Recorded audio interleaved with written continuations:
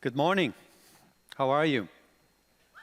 Are you ready for a story about the natural world that surrounds us here? That's what I'm here for. As a photographer of nature, I could live anywhere, but I've chosen California's Monterey Bay, just south of San Francisco. I call this the Bay of Life. It is a place of abundance, as these feeding whales show. Fish is spilling out of their mouths, gulls are swirling overhead, sea lions are off to the side. It may seem hard to believe, but 100 years ago, this region was an ecological disaster. The whales were all gone, slaughtered. The redwoods were all gone, cut down.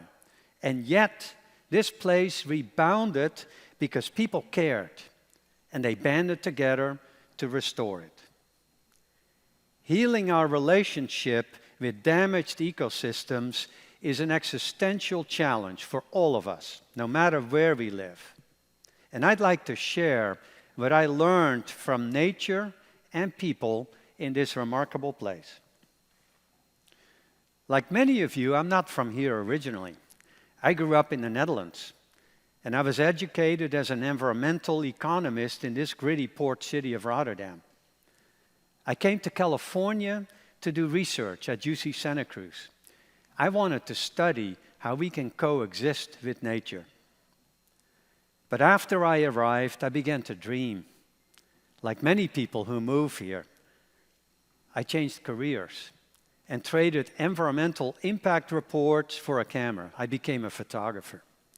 And my new job involved making animals look good, which can be a bit challenging when you're faced with elephant seals.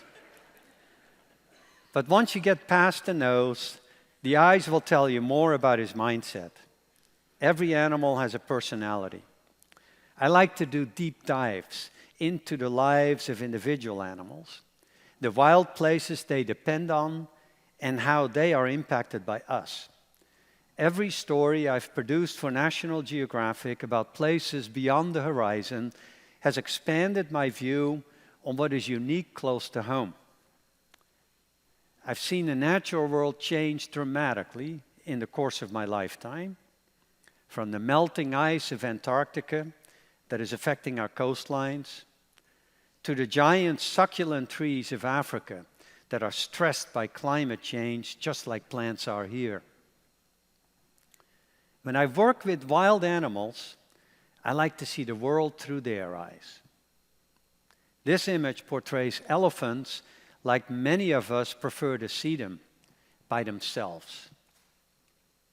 But wild animals are hemmed in by us more and more. After a safari lodge in Zambia decided to expand its footprint across a trail that elephants had been using for years to get to a wild mango tree that they liked, they now have to walk through the lodge to get there. The image may suggest adaptability, but my message is that elephants, like all of nature, needs more space. And that gets us to Monterey Bay. It is not pristine. 1 million people live here, and many more pass through as tourists every year. Yet, people and nature mix in interesting ways that is relevant for my story. Within sight of Highway 1 that runs along the coast, thousands of seals and sea lions pack a beach in a scene that relies on protection and on tolerance to exist. Land and sea connect here in an extraordinary way, as anyone who knows Big Sur will testify. But there is more to it than awesome scenery alone. Monterey Bay is the hottest hotspot of biodiversity in all of North America. Its rugged landscapes with its many microclimates are matched by the intricacy of its habitats offshore underwater. There are parallels between forests of redwood standing tall on land and forests of kelp swaying offshore. Both are giants in their own right. Deep down in the bay, life becomes surreal. Every time the Monterey Bay Aquarium Research Institute sends one of its robotic submersibles on another mission, new discoveries are made, such as this weird barrel-eye fish. Those green orbs in its forehead are its eyes. It's got a transparent forehead that it can see through. Spring here comes with a bloom of poppies, but also with winds that blow in from the ocean to make everyone duck into their hoodies. That blustery wind triggers upwellings of cold water from the deep. It chills the ocean's surface, and it creates great banks of fog along the coast. And when that fog moves inland, it turns into horizontal rain, and it supports people and nature alike during the long, dry months of summer. It is the winds of spring that bring the whales of summer.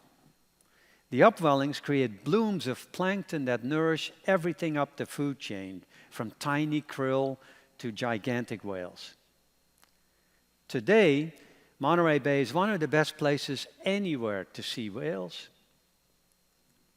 But a century ago, it would have been hard to find any.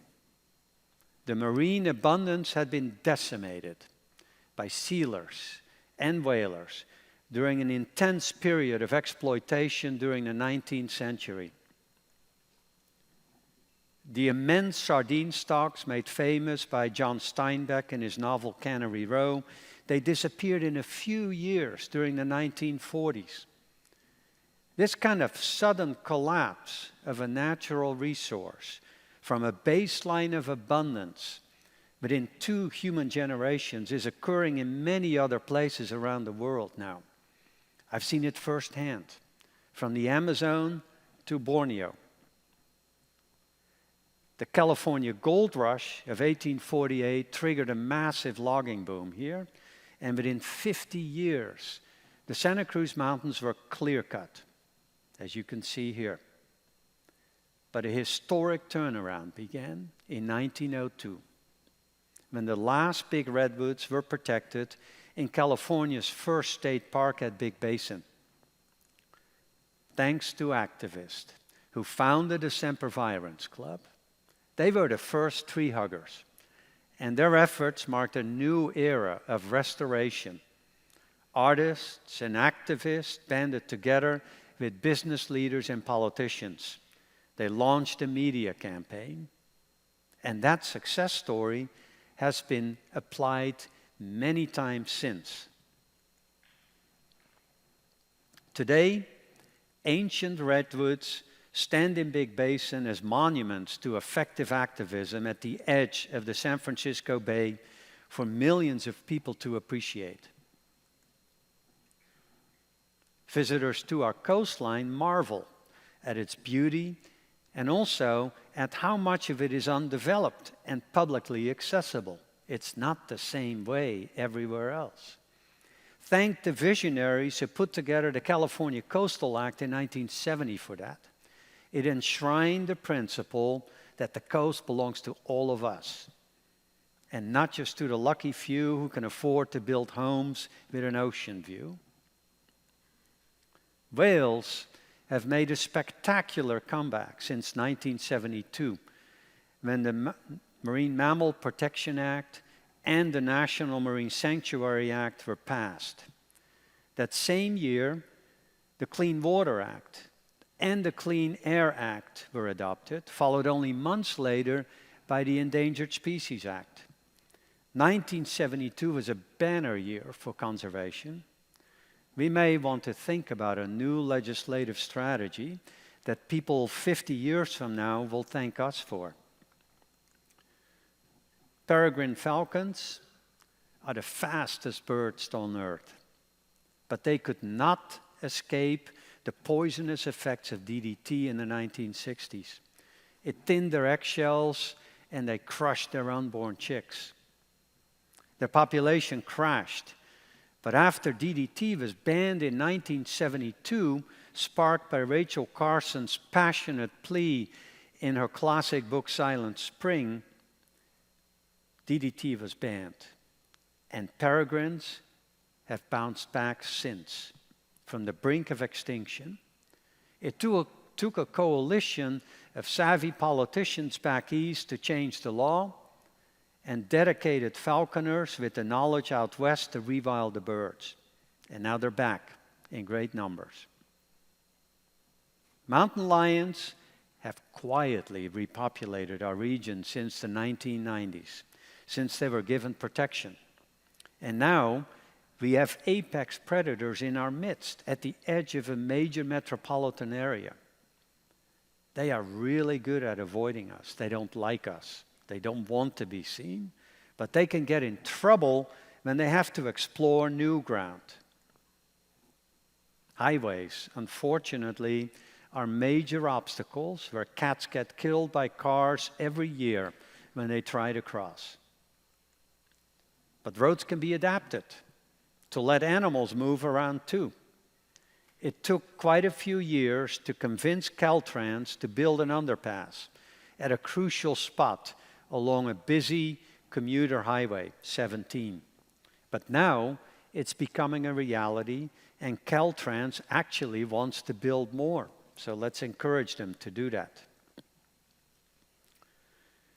Creating connectivity is crucial if we want to ensure a sustainable future for mountain lions.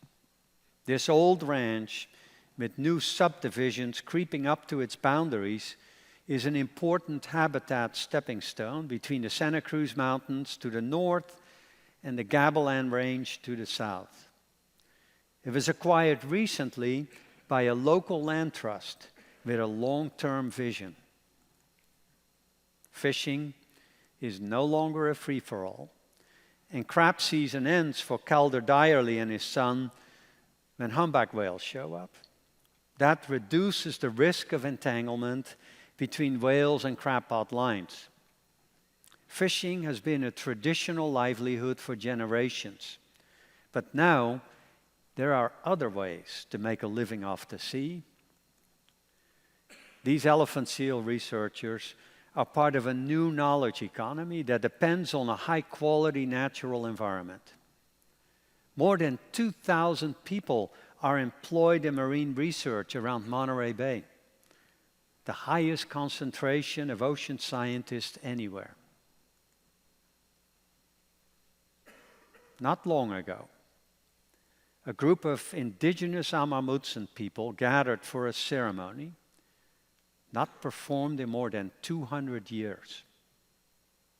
They came together to pay tribute to salmon at the onset of winter rains at a coastal bluff near an old village site where their ancestors had lived for countless generations, thousands of years. Voices reached out to sing the salmon back into a nearby creek where a dam had been removed. And less than a year later, coho salmon and their relatives, the steelhead trout, were found in the same stream from which they had been barred for generations. And a new page was turned in the healing of nature and culture from a period of oppression. A local fire set deliberately to rejuvenate plant life is mesmerizing to watch. These kinds of controlled burns were a common practice when indigenous people used fire frequently to tend nature to their needs. But when their culture was suppressed, so was the use of fire, and we lost a lot. Mega fires triggered by extreme weather are part of a scary new reality. Totally different kinds of fires. In the summer of 2020, thousands of lightning strikes seeded massive fires that burned all of the trees in Big Basin and far beyond. Flames reached hundreds of feet up into the crowns of ancient redwoods that had not experienced this for a long time. It was the biggest fire in centuries. It burned all the way down to the beach. It was heartbreaking, to go back into the forest afterwards when there was nothing but smoke and ash. Everything looked dead. The redwoods looked broken. But within months, they came back to life. They began to resprout. And that affirmed the resilience of nature. People do not bounce back from a big fire like redwoods.